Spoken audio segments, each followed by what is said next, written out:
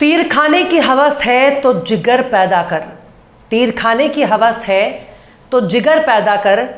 सरफरोशी की तमन्ना है तो सर पैदा कर। सलाम, नमस्ते, सत श्री अकाल।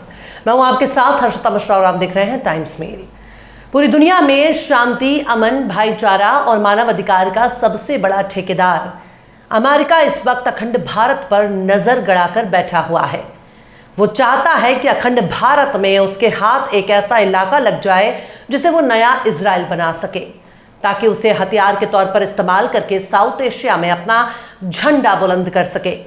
जिस तरह से 1857 के इनकलाब को देखकर अंग्रेजों के हाथ पांव फूलने लगे थे, जिस तरह से हिंदुस्तानियों की ताकत को देखकर इंग्लैंड की महारानी का तख्त हिलने लगा था, जिस तरह से अंग्रेजों ने अपनी ताकत का लोह मनवाने के लिए साम दाम दंड भेद के जरिए हिंदुस्तान को बांटना शुरू कर दिया, अब धीरे धीरे अखंड भारत के कई टुकड़े करने की साजिश हो रही है। हिंदुस्तान, पाकिस्तान, बांग्लादेश, बर्मा, अफगानिस्तान और कई इलाकों को अखंड भारत कहा जाता है, लेकिन अब इसी अखंड भारत के सीने में एक नया देश बनाने की कोशिश हो रही है, ताकि जिस तरह से अरबों के सीने पर इजराइल बनाया गया, ठीक उसी तरह से एक नया इजराइल अखंड भारत के सीने पर बनाया जा सके, जिसके जरिए अमेरिका साउथ एशिया पर कंट्रोल कर सके। पाकिस्तान को पश्चिमी देशों ने अपने मतलब के लिए कायम किया। पाकिस्तान को चूस चूस कर अमेरिका और पश्चिमी देशों ने कंगाल कर दिया, लेकिन पाकिस्तान से कटकर अलग होने वाला एक और देश है जिस पर अमेरिका की नज़र गड़ी हुई है, जहां वो आसपास के देशों के कई इलाकों को मिलाकर अपना एक एयरबेस बनाना चाहता है, ताकि उसी एयरबेस के जरिए वो साउथ एशिया पर नज़र रख सके। इसके लिए भारत के पूर्वोत्तर इलाके के साथ साथ बांग्लादेश और बर्मा के इलाकों पर उसकी टेढ़ी नज़र बनी हुई है। वो चाहता है कि तीनों देशों के थोड़े थोड़े हिस्से को मिलाकर एक ऐसा देश बना दिया जाए जो मजहब के आधार पर बनाया गया हो, पर उसके आड़ में मिलिट्री बेस चलता रहे, जैसा कि इजराइल में देखने को मिलता है। ठीक उसी तरह से अखंड भारत के सीने पर नया इजराइल बनाने की कोशिश तेज होती नजर आ रही है, या फिर एक नया ईसाई देश जिसकी आड़ में अमेरिका अपना राज चला सके। इसके लिए अमेरिका ने एक बड़ा मंसूबा तैयार करना शुरू कर दिया, लेकिन बांग्लादेश के प्रधानमंत्री शेख हसीना ने अमेरिका के इस प्लान का भांडा फोड़ दिया, जिसके बाद दुनिया भर की निगाहें अब बांग्लादेश की तरफ टिक गई हैं, क्योंकि शेख हसीना की एक एक बात ना तो खोखली है और ना ही वो फेंकने में यकीन रखती हैं।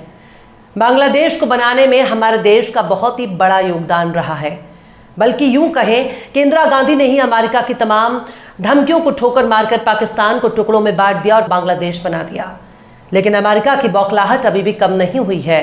अमेरिका चाहता है कि अखंड भारत के हिस्से पर एक नया देश बनाया जाए, ताकि साउथ एशिया में उसकी बादशाहत कायम रहे और उसका दबदबा बना रहे।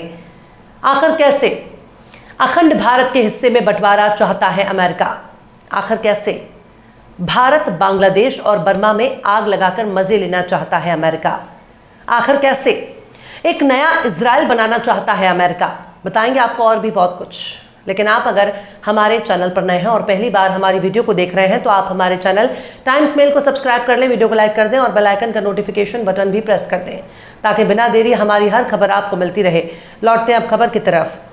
भारत के पड़ोसी देश में लगातार कुछ न कुछ ऐसी वारदात सामने आ रही है जिसे नजरअंदाज करना बहुत मुश्किल हो रहा है। विपक्षी पार्टियां भारतीय सामानों के बहिष्कार की बात करती हैं, तो कभी बांग्लादेश के चुनाव पर अमेरिका सवाल उठाता है, लेकिन अब शायद धीरे धीरे आसमान साफ होता नजर आ रहा है, क्योंकि बांग्लादेश के प्रधानमंत्री शेख हसीना ने एक और बड़ी बात कर दी है और उन्होंने दावा किया है कि बांग्लादेश को काटकर अलग देश बनाने की साजिश हो रही है, जैसा ईस्ट तिमोर के साथ हो चुका है। अब बहुत से लोग जानना चाहेंगे कि ईस्ट तिमोर क्या है, पर कुछ ईस्ट तिमोर को समझने से पहले शेख हसीना के बयान पर गौर करना ज्यादा जरूरी है। शेख हसीना ने अपने एक बयान में कहा कि उन्हें 7 जनवरी के चुनावों के लिए ऑफर दिया गया था कि अगर वो अपने देश के अंदर एयरबेस बनाने की छूट देती हैं तो बिना किसी परेशानी के चुनाव करवाने दिया जाएगा। शेख हसीना ने प्रपोजल देने वाले को व्हाइट मैन कहा है। शेख हसीना ने कहा कि वो देश और विदेश हर जगह लड़ाई लड़ रही हैं और बांग्लादेश से अलग एक नया देश बनाने की साजिशें अभी भी जारी हैं, लेकिन इस बात पर जोर दिया कि ऑफर एक गोरी चमड़ी वाले शख्स ने दिया है।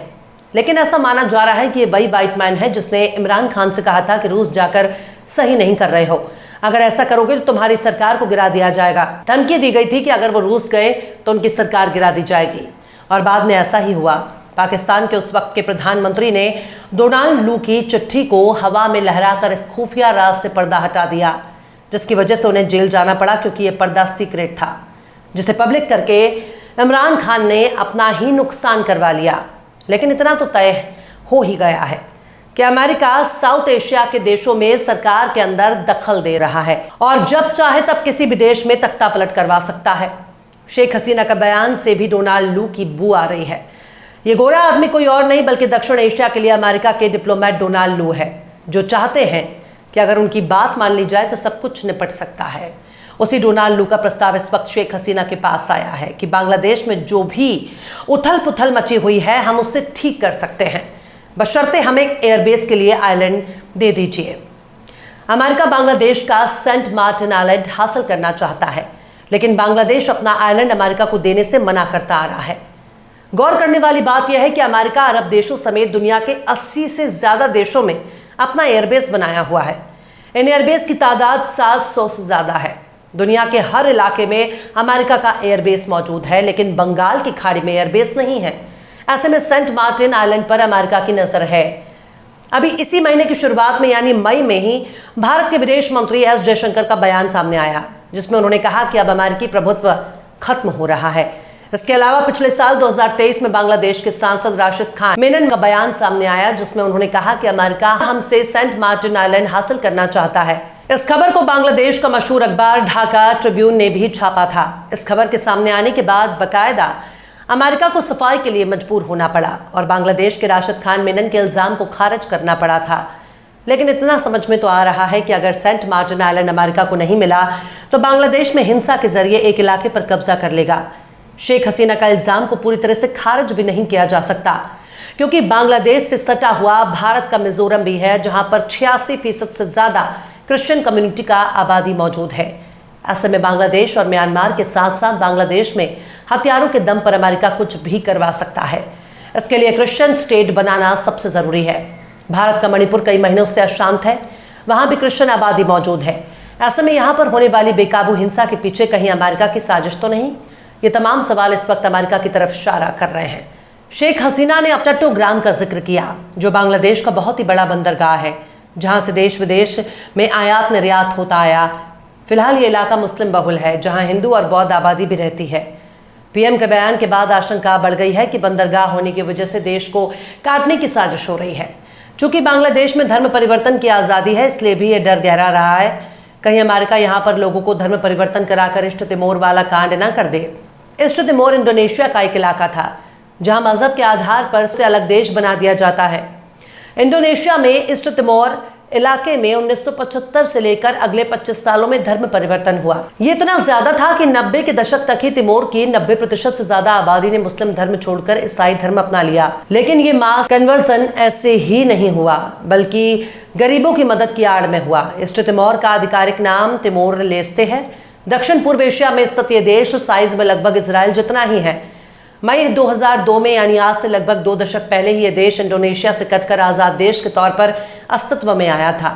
शेख हसीना के लिए फिलहाल अपनी सरकार और अपनी ज़मीन को बचाना बहुत बड़ी चुनौती बनती जा रही है, क्योंकि अमेरिका सीधे सीधे एयरबेस के नाम पर कोई इलाका कब्जा तो नहीं कर सकता, लेकिन एक नया क्रिश्चियन देश बनाकर एयरबेस बहुत ही आसानी से बना सकता है। वाकई पश्चिमी देश वहां तक सोच रखते हैं जहां तक कोई सोचना ही नहीं चाहता। बहरहाल चलते चलते आखिर में अमीर मिनाई ने भी क्या खूब फरमाया है, कौन सी जहाँ है जहां जलवा माशूक नहीं, कौन सी जहाँ है जहां जलवा माशूक नहीं, शौक दीदार अगर है तो नजर पैदा कर। फिलहाल इस खबर में बस इतना ही। इस खबर को आप हमारे साथी शम्स तबरेज की कलम से सुन रहे थे। आपको कैसा लगा कमेंट बॉक्स में आप जरूर बताइएगा। वीडियो पसंद आए तो लाइक करें।